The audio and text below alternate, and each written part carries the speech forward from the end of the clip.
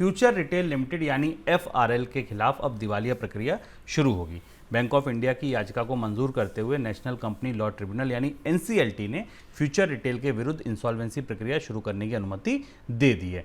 Amazon ने future retail के खिलाफ इंसॉल्वेंसी प्रक्रिया शुरू करने के विरोध में एक याचिका दाखिल की थी, लेकिन NCLT ने अमेजॉन की याचिका को खारिज करते हुए कार्रवाई शुरू करने की अनुमति दे दी है और इंसॉल्वेंसी प्रक्रिया के लिए विजय कुमार अय्यर को नियुक्त किया गया है। अब ये पूरी प्रक्रिया जो है उनकी देखरेख में, उनकी निगरानी में होगी।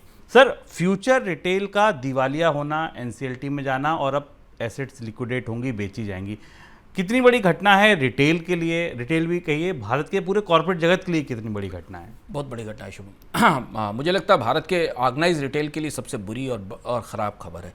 दो वजहें उसकी है कि फ्यूचर रिटेल भारत में संगठित रिटेल की, ऑर्गेनाइज रिटेल की, मॉडर्न रिटेल की पायनियर कंपनी थी।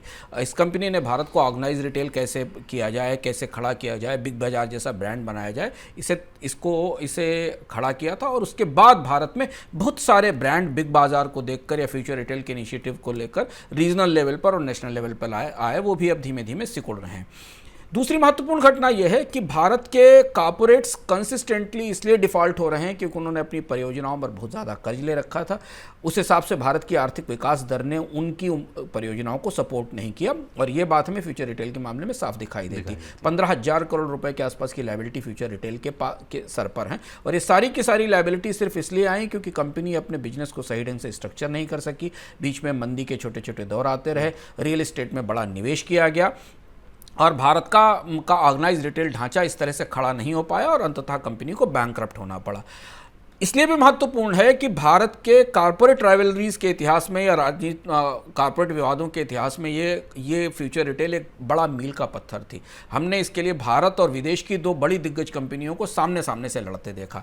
रिलायंस और अमेजॉन के बीच में ये अंतर्राष्ट्रीय कोर्ट तक गया मामला, सिंगापुर के कोर्ट तक गया और बाद में रिलायंस की बिड को खारिज कर दिया गया। अमेजन को आज रोक दिया गया NCLT में आगे इसको जाने के लिए। इससे एक और चीज़ समझ में आई कि अगर भारत में कोई कंपनी बैंकरप्ट हो रही है या डूब रही है तो उसे टेक ओवर करना या खरीदना इतना आसान नहीं होने वाला है क्योंकि कानूनी प्रक्रियाएं इतनी सहज और आसान नहीं। और तीसरी और सबसे अंतिम बड़ी बात, महत्वपूर्ण बात यह कि भारत के पैन इंडिया लेवल के ऊपर ये सबसे बड़ा रिटेल नेटवर्क था फ्यूचर रिटेल का। इसकी एसेट्स का, इसके साथ जुड़े हुए ढांचे का, इसके सप्लायर्स का, इससे में काम करने वाले लोगों की बेकारी और पूरे कारोबार और बिजनेस का ख़त्म होना ऑर्गेनाइज रिटेल के लिए अच्छी खबर नहीं है, खासतौर से उस वक्त जबकि भारत को बहुत ज़्यादा नौकरियों की ज़रूरत है और ऑर्गेनाइज्ड रिटेल, संगठित रिटेल ही वो एक हिस्सा है जहां से भारत को अधिकांश नौकरियां आ सकती हैं, खासतौर से अल्प प्रशिक्षित या कम शिक्षित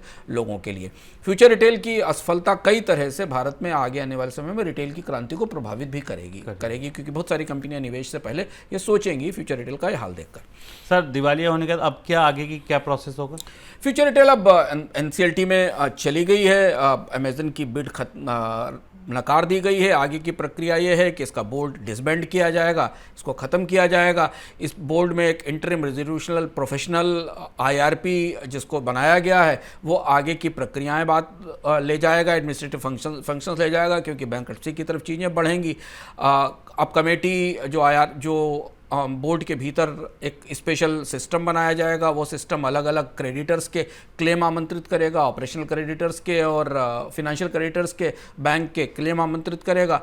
अमेजन के पास एक विकल्प है कि वो NCLT के फैसले के खिलाफ एनक्लेट में जा सकती है, एनक्लेट में जाकर अपील कर सकती है अगर वो इस कंपनी को वापस दोबारा टेक ओवर करने के लिए इसकी संपत्तियों को खरीदने की कोशिश करती है। 15,000 करोड़ की देनदारी है फ्यूचर रिटेल के ऊपर। बैंक शायद इस समय इसके अगले टेक ओवर के लिए तैयार नहीं होंगे। उनकी कोशिश ये होगी कि जो भी संपत्तियां फ्यूचर रिटेल के पास है, खासतौर से रियल एस्टेट और स्टोर्स हैं, उन्हें बेचकर उनके कर्ज की बकायदारी चुकाई जाए। अभी यहाँ पे दो चीज़ें बड़ी इंपॉर्टेंट होंगी देखना। पहली ये कि 15,000 करोड़ के कर्ज में वापसी कितनी आती है, बैंक हेयर कट कितना लेते हैं। अगर रिलायंस नहीं खरीद रही है, अमेजॉन नहीं खरीद रही है तो बैंकों को हेयर कट कितना लेना पड़ता है। और दूसरी बड़ी बात जो इस पूरी प्रक्रिया में देखने वाली होगी वो ये कि किशोर बयानी अपने कितने फंड्स इसमें बचा पाते हैं अपने, क्योंकि अगर इंसॉल्वेंसी के हिसाब से जाएं तो उनकी निजी संपत्ति भी दांव पर लग सकती है।